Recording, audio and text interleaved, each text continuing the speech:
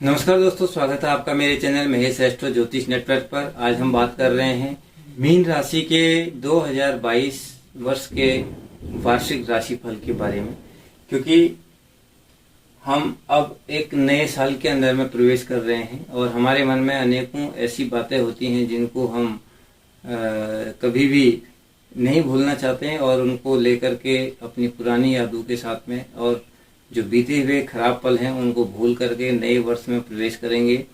और आप सभी को मंगलमय शुभकामनाओं के साथ नवग्रह का किस प्रकार से आशीर्वाद प्राप्त होगा या इन ग्रहों का क्या फल परिणाम आपके लिए होगा, उसके लिए हम आपके लिए एक गोचरीय विश्लेषण आगे करके आए हैं, जहां पर आप देखेंगे कि किस ग्रह का अनुकूल और प्रतिकूल प्रभाव आपको मिल रहा है। तो मीन राशि के जातकों के लिए, उन जातकों के लिए जिनकी कुंडली के अंदर में चंद्रमा 12वें नंबर के अंदर या लग्नस्थ चंद्रमा 12वें में लिखा हुआ है, मीन लग्न या मीन राशि के जातक इस राशिफल को देख सकते हैं। अगर आपको हमारा यह वीडियो पसंद आए तो आप कृपया चैनल को लाइक, शेयर एंड सब्सक्राइब कीजिए। अगर आपका किसी भी तरीके के कोई क्वेश्चन हो या किसी भी तरीके की आप बात पूछना चाहते हैं ज्योतिष से संबंधित, तो आप हमारे कमेंट बॉक्स में जाकर के हमको पूछ सकते हैं। और सामने स्क्रीन पर आपको व्हाट्सएप नंबर दिखाई दे रहा है, आप उस पर भी अपना मैसेज करके अपनी बात कह सकते हैं। तो सर्वप्रथम यह जो गोचर है यह 1 जनवरी 2022 का मीन राशि के जातकों के लिए सर्वप्रथम सूर्य की पोजीशन पर विचार करेंगे। तो सूर्य यहाँ 10वें भाव के अंदर में ही गोचर कर रहे हैं और सूर्य की यह जो पोजीशन है कुंडली में सर्वोत्तम और सबसे बढ़िया मानी जाती है।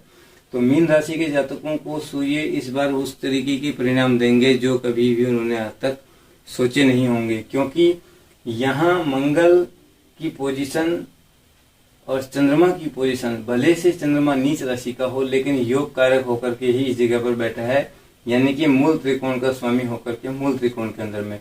तो सूर्य और चंद्रमा दोनों ही ग्रह आपको अच्छा परिणाम यहाँ पर देने वाले हैं। जी, हम बात करेंगे कि सूर्य यहाँ पर जब गोचर करेंगे तो लगभग 14 जनवरी को यहाँ से चेंज होकर के 2022 में अपने लाभ भाव के अंदर में मकर राशि में प्रवेश करेंगे। और इस जगह भी सूर्य का जो प्रभाव रहता है वो श्रेष्ठतम रहता है, व्यक्ति के मान सम्मान पद प्रतिष्ठा आदि में वृद्धि कारक यह ग्रह होता है। और इसमें अनेकों तरीके की इस तरीके की जो सिचुएशंस होती हैं जिनको हम चाहते हैं कि हमारे लाइफ में कुछ अनुकूल प्रतिकूल पोजीशंस को हम डिसाइड कर पाएं कि क्या हमें अच्छा लगे और क्या हमें बुरा लगे या क्या हम करना चाहते हैं, उन सभी को सूर्य यहाँ पर डिसाइडेड कंडीशन पर रखता है। क्योंकि आपके सोचने की और समझने की जो स्मरण शक्ति है, जो एक थॉट पावर होती है व्यक्ति के अंदर में, उसको बिल्कुल ही क्लियर करके रखता है और उस पर कहीं ना कहीं आपको पॉजिटिव परिणाम मिलने चालू हो जाएंगे। चंद्रमा मन का कारक ग्रह होता है, क्योंकि मानसिक स्थिति के लिए चंद्रमा, विचारों के लिए चंद्रमा, जल तत्व का कारक ग्रह, व्यक्ति के जीवन पर चंद्रमा का 75% प्रभाव निहित है। तो चंद्रमा क्योंकि यहाँ भाग्य स्थान में होते हुए शुभ योग कारक तो है, किंतु नीच राशि का केतु के साथ में है। कभी कभार यहाँ पर जो है व्यक्ति को किसी तरीके की निराशा हो सकती है, कोई इस तरीके के कार्य जो उन्होंने विचाराधीन रखे हों और उनके पूर्ण होने पर संदेह रहा हो। या इसमें एक चीज और भी हो सकता है, क्योंकि यहाँ पर जो मंगल ग्रह की पोजीशन है वह मंगल भी आपके केतु ग्रह के साथ ही विचरण कर रहा है, गोचर कर रहा है। तो मंगल और केतु की युति कभी कभी क्या होता है, हमारे आपस की अंडरस्टैंडिंग को खराब कर देता है, हमारे विचारधाराओं को खराब कर देता है और हम एक छोटी सी बात के लिए बहुत लंबे अंतराल तक किसी दूसरे व्यक्ति से बिना वजह अलग रहने को मजबूर रहते हैं।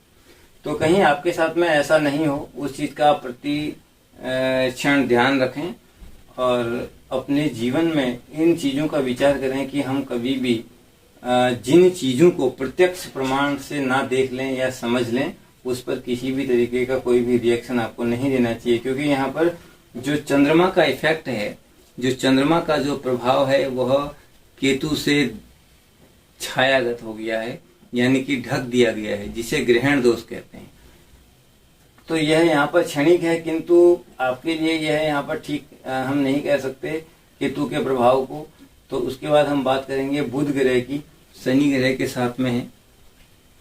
ये आपके फैमिली लाइफ के अंदर में शनि के साथ में होने से पीड़ित हो गए हैं, तो वहाँ कहीं ना कहीं थोड़ा को लेकर के एक दूसरे के साथ सामंजस्य बनाने में आपको थोड़ा कठिनाई का अनुभव आप करेंगे। उसके बाद हम बात करेंगे गुरु ग्रह की। तो बृहस्पति आपके लिए द्वादश है और गुरु का जो गोचर है ये 12 अप्रैल को मीन राशि में आएगा, लग्नस्थ। तो जब बृहस्पति यहाँ से मीन राशि में आपके लिए आएंगे तो फिर आपके लिए यहाँ पर गुरु बहुत ज्यादा योग कारक मानी जाएंगे। अनेकों मतों से बृहस्पति को यहाँ पर बहुत सारे लोग केंद्राधिपति दोष से पीड़ित बताते हैं, लेकिन जो भी हो हम तो यही कहेंगे कि अगर गुरु को पीड़ित भी कंडीशन पर हम केंद्राधिपति दोष से माने तो तब पर भी आपके लिए बृहस्पति यहाँ आने के बाद में बहुत ही ज्यादा सुखद और योग कारक हो जाएगा, जो आपके नौकरी और करियर आदि की ग्रोथ के लिए बहुत उत्तम कार्य आपको करने वाला है। गुरु के बाद में शुक्र ग्रह की अगर हम पोजीशन देखते हैं तो शुक्र ग्रह की पोजीशन आपके कर्म स्थान में सूर्य के साथ में है और ये थोड़ा शरीर में आलस बढ़ाता है और शारीरिक क्षमता का ह्रास कर सकता है, क्योंकि सूर्य से कोई भी ग्रह कम डिस्टेंस पर या कम दूरी पर होता है या 6 अंश से कम की स्थिति हो तो फिर वह ग्रह अस्त माना जाता है। तो यहाँ पर सूर्य का और शुक्र का जो प्रभाव है वो केंद्रस्थ तो जरूर है, लेकिन सूर्य से शुक्र ग्रह कहीं ना कहीं पीड़ित हुआ है और उससे आपको इन चीजों में प्रभाव नेगेटिव मिल सकते हैं। तो हम बात करेंगे यहाँ पर शनि ग्रह की। तो शनि ग्रह का गोचर आपके लिए इस समय लाभ स्थान में है और यहाँ पर शनि जो है मकर राशि में 29 अप्रैल को चेंज करके कुंभ राशि में चले जाएंगे। तो कुंभ राशि में द्वादश स्थान में शनि का गोचर आपकी जगह पर शनि का गोचर बहुत आपके लिए यहाँ अच्छा नहीं माना जा सकता, अनेकों तरीके की कठिनाइयों को रहेगा और आपके स्वास्थ्य को कहीं ना कहीं शनि इस भाव में आने पर प्रभावित करते हैं, क्योंकि स्वास्थ्य का आपको विशेष ध्यान रखना चाहिए, क्योंकि पैरों से रिलेटेड तकलीफ आपको यहाँ पर शनि दे सकते हैं, क्योंकि यहाँ शनि द्वादशेश होकर के द्वादश में गोचर करेंगे और मीन लगन की कुंडली में जो आपका चंद्र, मंगल और बृहस्पति और सूर्यादि जैसे ग्रह योग कारक होते हैं, तो शनि यहाँ योग कारक नहीं होता है। तो शनि की पोजीशन 29 अप्रैल को चेंज होकर के द्वादश में आ रही है। 29 अप्रैल तक शनि यहाँ पर गोचर कर रहे हैं। अब यहाँ अगर हम देखते हैं तो राहु ग्रह के प्रभाव को, तो राहु की जो कंडीशन है अभी यहाँ पर आपके तीसरे भाव के अंदर में राहु गोचर कर रहे हैं। तो तीसरे स्थान में राहु का गोचर चेंज होकर के 17 मार्च को दूसरे भाव के अंदर में पहुंच जाएगा। दूसरे भाव में जब राहु का गोचर जाएगा तब आपको अपने वाणी पर यथासंभव प्रयास करना चाहिए कि बहुत कंट्रोल रखें आप, क्योंकि राहु जब दूसरे स्थान के अंदर में जाएगा तो व्यक्ति अपने कार्यों को अपने हाथ से ही नुकसान करता है। कभी कभार वो अपनी वाणी की मधुरता से बहुत कुछ पा भी सकता है और अपनी ही वाणी की कठोरता से बहुत कुछ खो भी सकता है।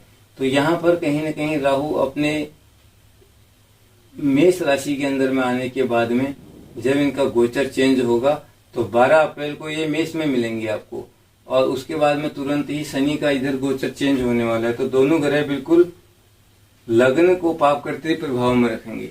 तो यहाँ जब शनि आ जाएंगे और यहाँ पर जब 12 अप्रैल के बाद में जब राहु का गोचर आएगा, 12 अप्रैल को जब शनि का गोचर 17 तारीख को राहु इधर आ जाएंगे, तो यहाँ और इधर फिर गुरु की जगह में शनि का गोचर आ जाएगा। तो गुरु भी उस समय चेंज कर जाएंगे, इधर आ जाएंगे।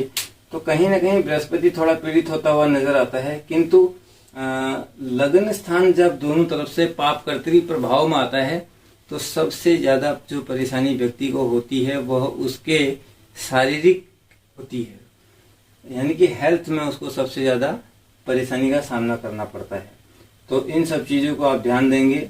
8 अप्रैल से बुध जो हैं आपके अच्छे हैं और इस पोजीशन के अकॉर्डिंग अगर हम देखते हैं तो सभी ग्रहों का जो एक मिला जुला फल आपको किस प्रकार से रहेगा, तो करियर में आपको सुखद और अच्छे परिणाम हैं। अगर आप जॉब इत्यादि काम जॉब करने वाले हैं तो आपको उसमें नई रिस्पॉन्सिबिलिटी या स्थानांतरण का आपका योग बन सकता है, या आप कहीं भी अपने मनपसंद की जगह पर अपना ट्रांसफर करवा सकते हैं। मैरिज के लिए यहाँ पर थोड़ा सा दिक्कत है, क्योंकि जिन लोगों का अगर कुंडली इस प्रकार से बना हुआ है या जिनका जो इस जगह का जो स्वामी ग्रह है यदि वो पीड़ित अवस्था में है या इसी चार्ट के अनुकूल ही हम बात करें, तो मीन लग्न के जातकों को थोड़ा सा विवाह से संबंधित अड़चनों का सामना करना पड़ेगा, या दाम्पत्य जीवन में भी कुछ सामंजस्य ठीक नहीं बनेंगे, जिसके कारण से थोड़ा वाद विवाद हो सकता है। फाइनेंशियल पोजीशन ठीक ठाक है, इसमें कोई तकलीफ नहीं है। फैमिली के अकॉर्डिंग हेल्थ वाइज किसी भी चीज में कोई समस्या आपको नहीं आएगी। एजुकेशन या पढ़ाई लिखाई के लिए ओवरऑल कंडीशन आपकी ओके है। और हम ये कहेंगे कि इसमें सबसे बेहतर चीज आपके लिए अगर हम कहें तो वो रहेगा आपका गुरु। बृहस्पति शिक्षा, education, job profile, business profile सबको इंक्रीमेंट करने वाला होता है। सब में आपको मान सम्मान और पद प्रतिष्ठा की वृद्धि करने वाला होता है। गुरु ही सबसे बड़ी चीज होती है कि वो सारी चीजों को बढ़ाता है। यदि हम कोई भी चीज को शून्य से शुरू करें तो शून्य का 100 जो करेगा वो गुरु ही करेगा, अन्य कोई भी ग्रह इसको 100 नहीं कर सकता। तो इसलिए आपको सबसे बेहतर यहाँ पर आपका बृहस्पति गोचर में जब आएंगे तो उसके बाद से आपको बृहस्पति का जो परिणाम मिलेगा बहुत सुखद और अनुकूल परिणाम मिलेगा। तो मित्रों, इसके साथ साथ अगर हम आपको इसका कुछ भी सल्यूशन कहें, जैसे कि हमने यहाँ पर बोला है, तो सबसे बढ़िया चीज यहाँ पर होगी विष्णु सहस्त्र नाम स्तोत्र का पाठ करना, या ओम नमो भगवते वासुदेवाय का जाप करना, या एकादशी के दिन तुलसी दल से भगवान विष्णु की पूजा करना। इनसे आपको निश्चित तौर पर बहुत राहत और आराम और लाभ प्राप्त होगा। वर्ष पर्यंत आप ये कर सकते हैं, या अगर आप सामर्थ्यवान हैं तो फलाहार युक्त एकादशी का व्रत करें, जिससे आपको बहुत ही अच्छा परिणाम मिलेगा, आपके स्वास्थ्य के हिसाब से भी और आपके कर्म के हिसाब से भी। तो इस ग्रह गोचर के अनुकूल जो भी आपके लिए सबसे बेहतर है वो आपको बताने का प्रयास किया गया है। वीडियो आपको कैसी लगी कृपया बताएं। नमस्कार, धन्यवाद।